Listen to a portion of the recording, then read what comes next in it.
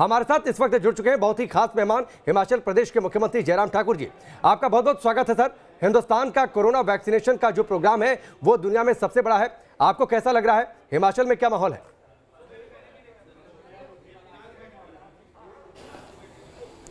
स्वाभाविक रूप से हिमाचल प्रदेश में हमने इसकी पूरी तैयारी की है। पूरा देश इस वैक्सीन का स्वागत कर रहा है, अभिनंदन कर रहा है, क्योंकि कोविड के कारण सारा देश प्रभावित था बुरी तरह से, और इसलिए इससे निजात मिले, जल्दी मिले, इस सबकी इच्छा थी और वो इच्छा हमको लगती है कि वो पूर्ण होने जा रही है।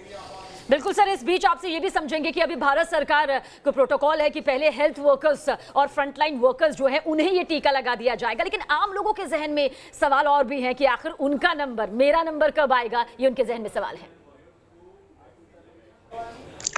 नहीं, देखिए, इस तरह की बात नहीं है। जो प्रोटोकॉल पूरे देश भर में तय किया है कि सबसे पहले फेज में जो ये वैक्सीन दी जाएगी वो उन लोगों को दी जाएगी जो हमारे फ्रंट लाइन वर्कर्स हैं और उसके साथ साथ में जो हमारे हेल्थ केयर वर्कर्स हैं। ये नंबर हिमाचल प्रदेश में लगभग 1,35,000 के लगभग बनता ही है। और अभी तक जो हमको हिमाचल प्रदेश में जो वैक्सीन उपलब्ध हुई है जो ग्रुप में, वो 93,000 यानी 93,000 डोजेज हमको फर्स्ट फेज की उपलब्ध हो गई है। तो हमारी कोशिश यही है कि फर्स्ट फेज में जो तय हुआ है उसके मुताबिक ही जो हमारे कोरोना वॉरियर्स हैं, जिसमें दो category particular front line workers और उसके साथ साथ में हेल्थ केयर वर्कर्स, इनको प्राथमिकता के आधार पर, क्योंकि वो अपने जीवन को जोखिम में डाल करके ये सारा काम कर रहे हैं, वो अच्छी तरह से करें। और उसके बाद फिर आगे का ये क्रम जो है चलता रहेगा। वैक्सीन जो है वो फेजेस में चलती रहेगी और बाकी लोगों का जब नंबर आएगा उस फेज के मुताबिक उसको किया जाएगा, उसको पूरा किया जाएगा। ठीक है। अच्छा जयराम जी, वैक्सीन को लेकर लोगों के मन में कुछ आशंकाएं हैं, कुछ सवाल हैं, कुछ राजनेता और धर्मगुरुओं के भी अजीबोगरीब बयान पिछले कुछ दिनों में सामने आ गए। इन आशंकाओं को लेकर आपका क्या कहना है? लोगों से आपकी अपील क्या है? देखिए, राजनीति के साथ इस वैक्सीन को बिल्कुल नहीं जोड़ना चाहिए। ये नजरिया ही सोचने का गलत है, देखने का गलत है।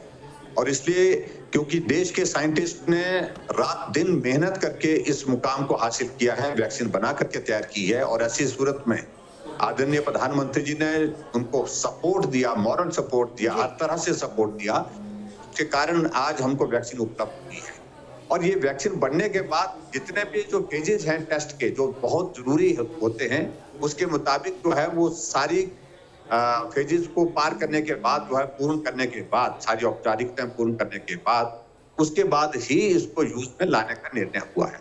इसलिए इस पर पॉलिटिकल लोगों को कोई कमेंट नहीं करना चाहिए, भरोसा करना चाहिए, विश्वास करना चाहिए अपने देश के साइंटिस्ट पर, जिन्होंने रात दिन मेहनत करके इस वैक्सीन को बना करके तैयार। जी बिल्कुल, देश के वैज्ञानिकों पर एक भरोसा होना चाहिए। सर, इस बीच आपसे ये भी समझना चाहेंगे कि नेपाल, ब्राजील जैसे कई देश हैं जो भारत की वैक्सीन पर उम्मीद लगाए हुए हैं। पूरी दुनिया में भारतीय वैक्सीन का डंका बज रहा है। बतौर भारतीय नागरिक आप इस बारे में क्या कुछ सोचते हैं? भारत में इस वैक्सीन के कारण जो है कोविड को रोकने में सफलता होगी और भारत अपना इस वैक्सीन के माध्यम से दूसरे देशों में भी वैक्सीन उपलब्ध कराने की परिस्थिति में आने वाले समय में हो, ऐसी हम उम्मीद करते हैं, ताकि विश्व की ये ऐसी महामारी ये समाप्त हो जाए, ये खत्म हो जाए। और स्वाभाविक रूप से दूसरे देशों ने भारत से की है, उस पर मुझे पूरा भरोसा है, भारत खड़ा हुआ है। ठीक है जयराम जी, नया साल शुरू हो चुका है, नया साल में नया जंग भी शुरू हो चुकी है कोरोना के खिलाफ। 2020 में कोरोना ने लोगों को काफी दर्द दिया, लेकिन 2021 की देखिए शुरुआत हुई तो कोरोना के खात्मे के संकल्प के साथ हुई। उम्मीद क्या है की जाए कि सब कुछ पहले जैसा बहुत जल्द हो जाएगा?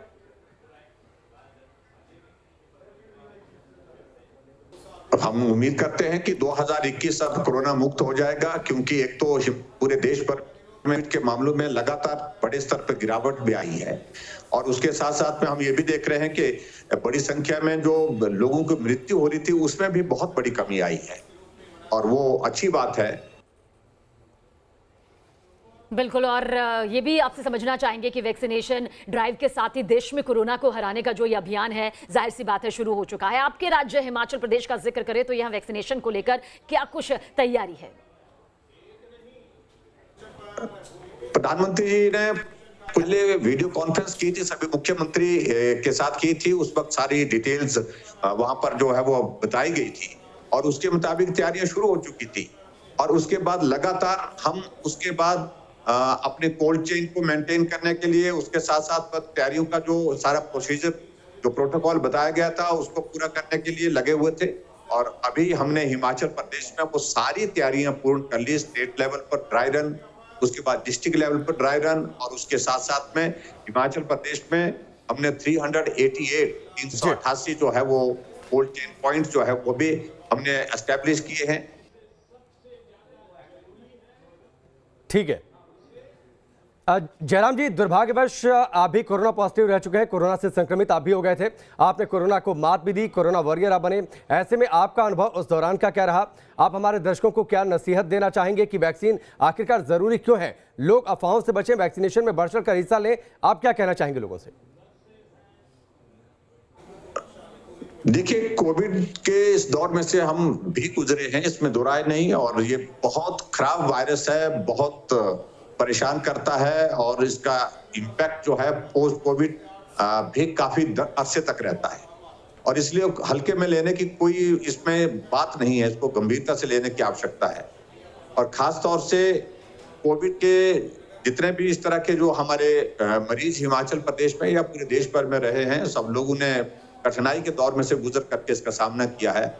और मैं समझता हूं कि आने वाले समय में जो लोग अभी तक संक्रमित होने से बचे हुए हैं, उनको सावधानी अभी भी बरतनी चाहिए।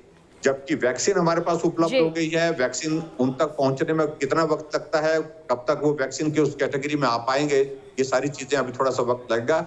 इसका अभिप्राय ये नहीं है कि कोविड समाप्त हो गया है वैक्सीन आने के साथ ही। बिल्कुल सर, आखिरी सवाल, इसका जवाब भी आपसे जरूर जानना चाहेंगे। आप ऐसे राज्य के मुखिया हैं जहां भौगोलिक विषमताओं का जिक्र करें तो बहुत है, मौसम की मार है। ऐसे में हिमाचल प्रदेश के दूर दराज इलाकों का नागरिक क्या ये उम्मीद कर सकता है कि हमारे मुख्यमंत्री अब तक कोरोना वैक्सीन पहुंचाने को लेकर इंश्योर कर सके? आप अपनी तरफ से चाहेंगे जरूर कुछ कहें।